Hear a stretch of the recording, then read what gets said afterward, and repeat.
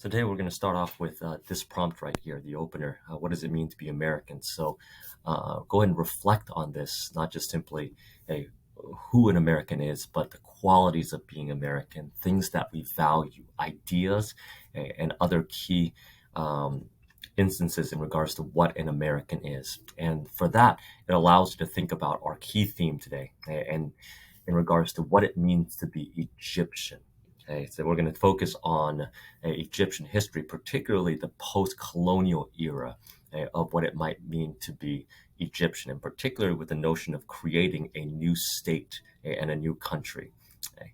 And so our focus, we're going to examine the history of Egypt from the ancient to the modern times in order to answer the key question here, because of the rich and diverse history of Egypt. What we want to be able to do is determine what qualities make a modern post-colonial Egyptian state. So after Egypt is free from imperialism, what identity should it take on? And so what you're going to do in this task is to go ahead and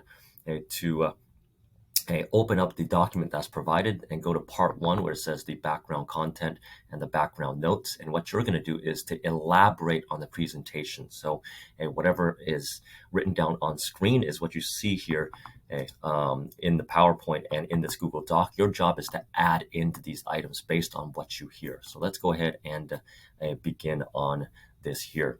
So we go back to Egypt, and it goes all the way back to the ancient past, whereby the kingdoms that were created by some of the early kings in this river valley civilization, one of the first instances whereby humans actually settle down, they figure out farming and agriculture, and they start to grow cereal crops like grain and wheat.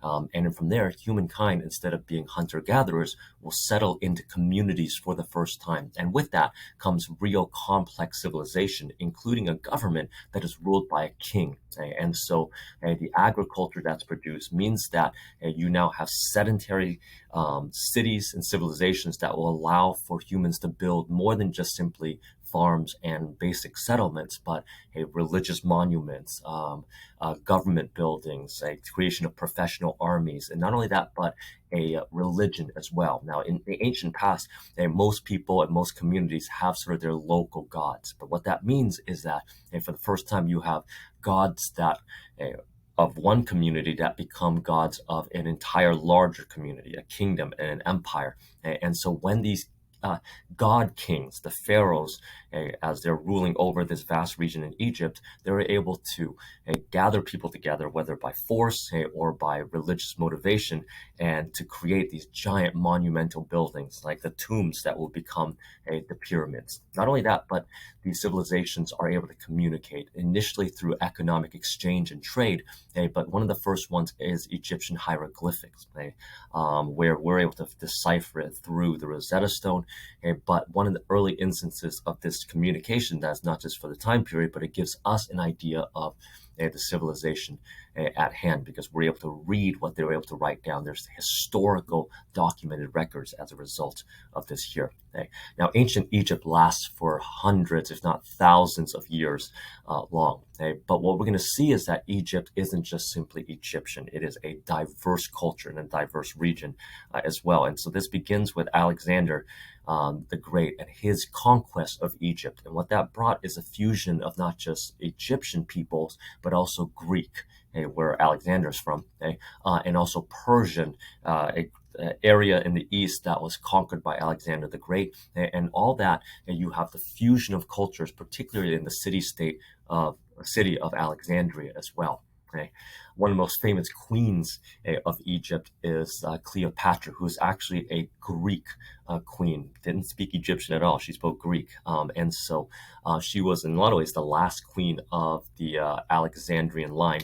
And Egypt at this point is conquered by the Roman Empire. And so what that results in is further diversity. As Egypt becomes a key part of the Roman Empire, it's the breadbasket of the Roman Empire. You see that the mummification the sarcophagus on the right-hand side of a Roman person buried in an Egyptian manner. So what that means is the fusion of Roman and particularly the Latin language, the Greek language, which is there already, okay, that is now fused into Egyptian culture as well. So again, we talk about Egypt as not just simply a monolithic, a one-person group. No, in fact, it's a diverse region from the start and from its ancient past. And to add into this, not only do you have the traditional polytheistic Egyptian gods, you have the Roman, the Greek gods as well, but also one of the first monotheistic religions, Christianity, that becomes a major part. So there's actually a Jewish minority there.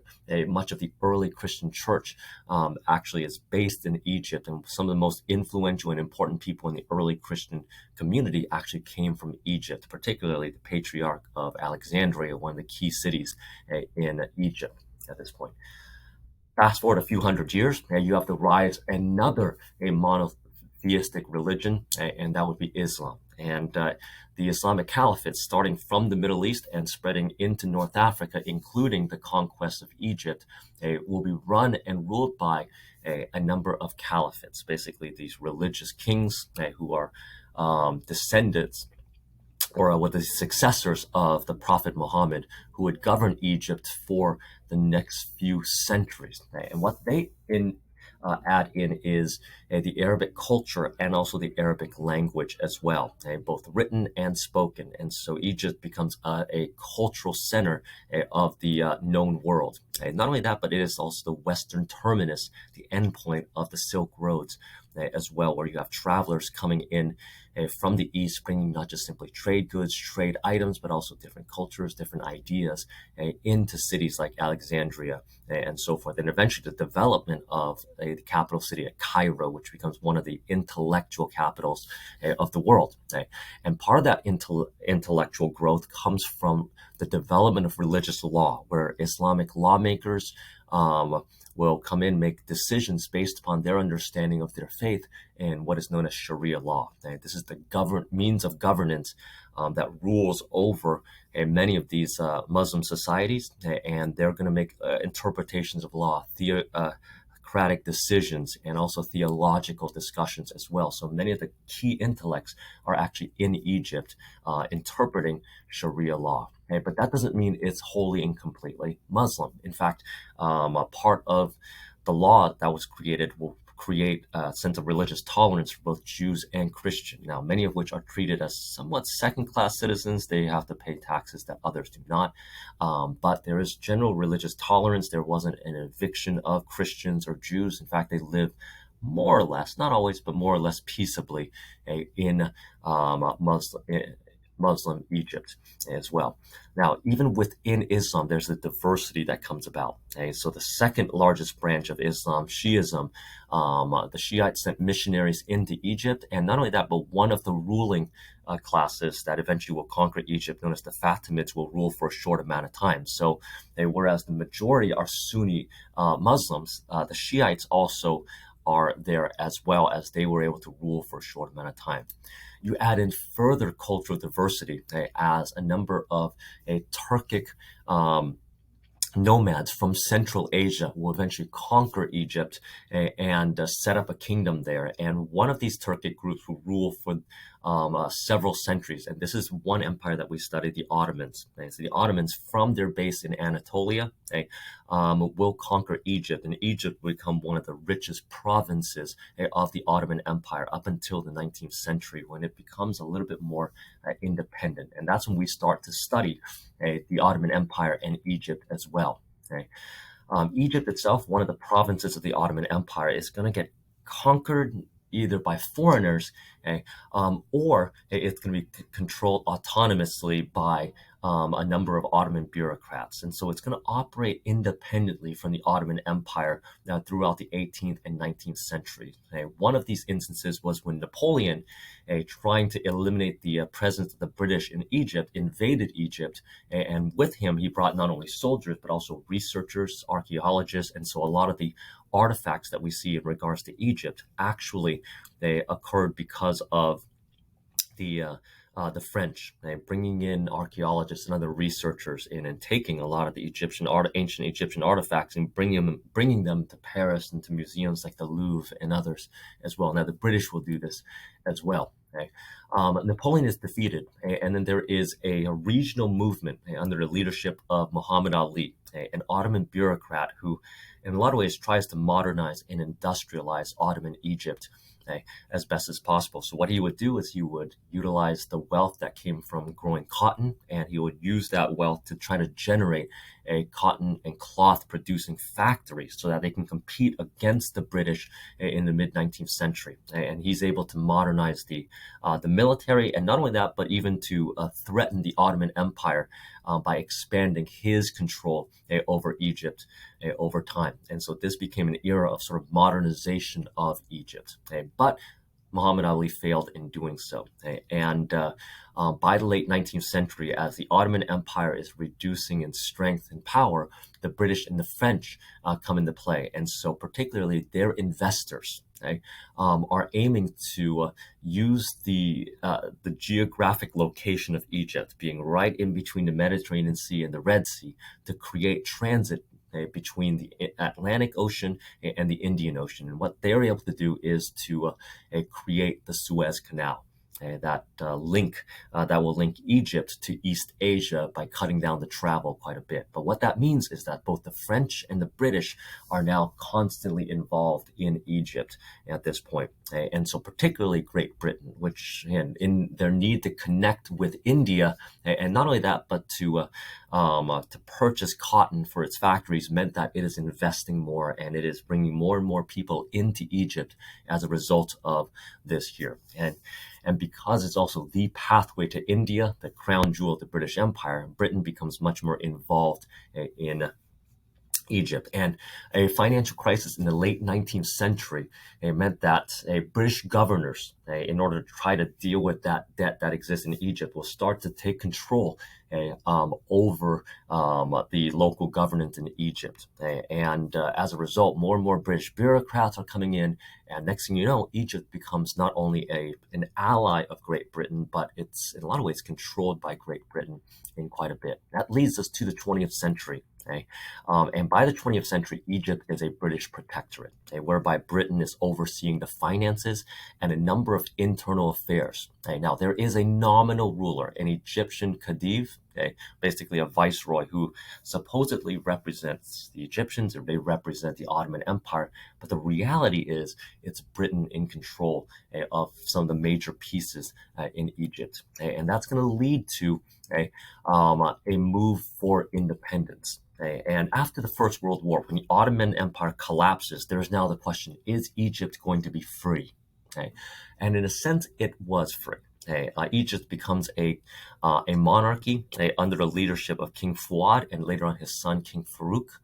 These are religious kings, and taking on the traditional Muslim title of Sultan, who in the end are basically English puppets. They're going to act to support British policies and support what Great Britain is doing, British businesses, and so forth here. And so you have these kings that are in charge of Egypt, and they're in a lot of ways weapons or tools of the British Empire as a whole. And so there are a number of grassroots movements, the most famous of which is the Waft. Also, if we can interpret this as the delegation, who are pushing for true independence, the creation of a constitution and a legislature, and for really the English to leave eventually. And their attempts to create a constitutional monarchy, to create a legislature to rule alongside King Fuad and eventually King Farouk will fail. And that's going to lead to other groups who are going to vie and say, like, look, cooperation with the British, like we're seeing in India and others, isn't working. They're promising autonomy, they're promising independence, but it really isn't occurring by any means. And so that continues throughout the 1920s and 1930s. But all this comes to a halt because Italy initially, and then eventually Nazi Germany, is going to try to invade Egypt to take the Suez Canal. And the Egyptians work alongside Britain to fight against Nazi Germany so that in the Second World War, so that it doesn't become a part of the Nazi German Empire in this case. But all the while, in the 1920s and 1930s, there are a number of groups who are vying for Egyptian independence. And once that occurs, what Egypt will look like will depend. And so basically, these are the contemporaries. These are the big names of the time period. For example, the man you see there is Eric Albana. And he and others are part of this group known as the Muslim Brotherhood, which is a contemporary group that is still in existence today and actually is part of the governing coalition in Egypt as of the early 21st century. And what they're calling for is a return to religion of the old traditional past, a return to where Sharia law, not constitutional law, not secular law, but instead to look at the tenets of the Muslim faith, and that itself will become what Egypt should be in regards to law, what women should be, how to deal with other religions, what moral code to stand by. And so they're calling for the return to Sharia law. Now, people aren't listening to them in the 1920s and 1930s, and in order to do so, they turn to things like violence and terrorism against the current Egyptian government to make their voice heard. And so for them, they have the reputation of using violence and terror in this case here, though they do have a legitimate a branch of government in this case here. But again, this is part of the historical legacy of the Muslim Brotherhood. And there are other visions of what Egypt could become. Many saw Egypt as sort of this rising star, that they could create a unified Arabic state. So using that ethnic and linguistic identity to be able to unify not just Egypt, but all of North Africa and the Middle East under one governance. This is what we call pan-Arabism. Across national boundaries, you have this single identity that might either create one state or coalition together. And this coalition, like we talked about in our previous activity, tried to end the new state of Israel, the new Jewish state that came from massive Jewish immigration into this area that is predominantly populated by Arab Palestinians in this case here. And so in order to eliminate this new Jewish state, Egypt and other states like Syria and Lebanon invaded Israel in the 1948 war and was ultimately defeated. But again, this is part of that pan-Arabic vision that occurred. Now, the failure of the 1948 revolution of 1948 invasion led to a revolution, led by this group known as the Free Officers. Again, from that embarrassment of the 1948 war, where Egypt loses to the upstart Israelis, there is reckoning at home. And so led by a number of officers, particularly the man you see in the bottom left there, a man by the name of Gamal Abdel Nasser, one of these free officers, they overthrow the government in what is known as the coup d'etat. King Farouk ends up leaving on his yacht for England. And as a result of this, again, led by Nasser, a lot of ways, a man of the people, an ordinary person, no aristocratic background, someone who's risen up the ranks through his own work and his own will, becomes the new leader of Egypt. And what he's able to do is, considering everything we've discussed so far, this diverse past, he's able to now create a new Egyptian state. And so what Nasser does is he does a number of things. One, he modernizes Egypt. First by nationalizing and eventually modernizing the Suez Canal. So basically, here is this key piece of infrastructure that could garner and create all sorts of revenue. What Nasser does is that he decides he's just going to take it from the British and the French. Now, the British and the French do not like this. They end up invading Egypt to try to seize control of the canal back. The war goes back and forth before international diplomacy comes into play, where the Suez is granted to Egypt in this case here. And so this was a huge move for Egypt, not just for independence, but also independence from British and French control over this key part of their country.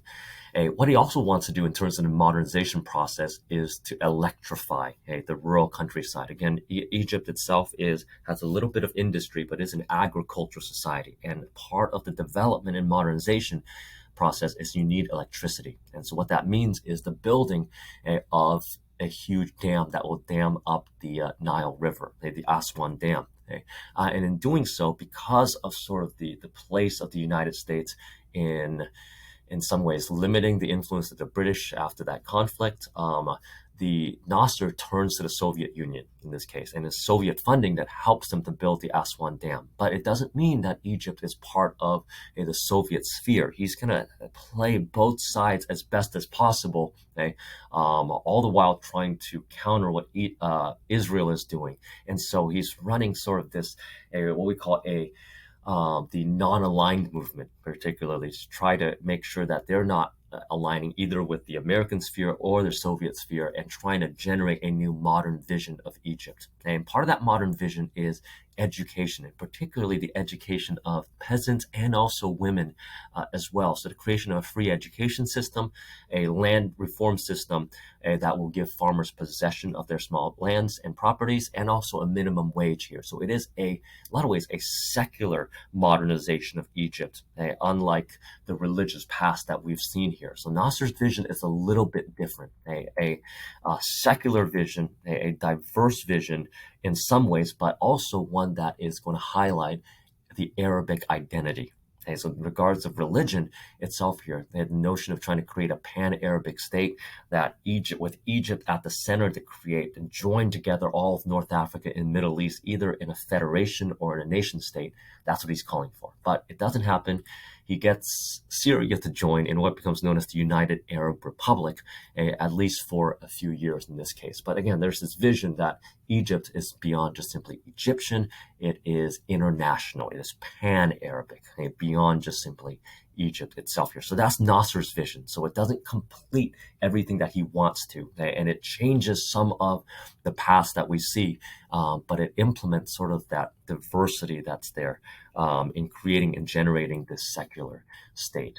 Now, there are others, and what you're going to take a look at in the activity later on is to be able to look at some of the vision that is created by some of the contemporaries, some of the intellectuals of the time period. Al-Said, Tassa Hussein, and Hassan al-Banna here, all of which have diverse visions of modern Egypt. And so what you're going to do with the rest of the activity is, once you've now filled in these notes here, you're going to go to part 2, and you're going to read about each one of these authors here and then answer the questions that are provided.